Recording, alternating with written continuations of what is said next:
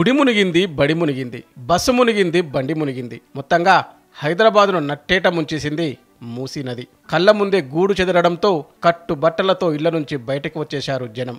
నిద్రలేక రాత్రంతా జాగారం చేశారు. వాహనదారులైతే నరకం చూశారు.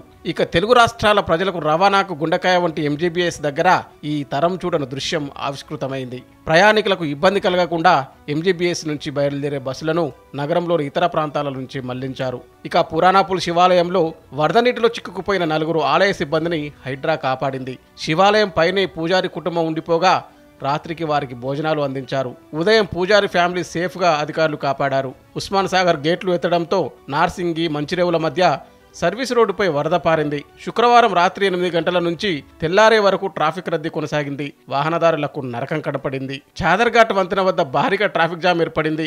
చిన్న బ్రిడ్జి మూసివేయడంతో పెద్ద బ్రిడ్జి పై నుంచి వాహనాలు రాకపోకలు కొనసాగించాయి. అంబర్పేట్, దిల్సుఖ్ నగర్ రహదారి పూర్తిగా మూసివేశారు. జీహెచ్ఎంసీ, పోలీస్, హైడ్రా, ట్రాఫిక్ విభాగాల అధికారులు సమన్వయంతో సహాయక చర్యలు చేపట్టారు.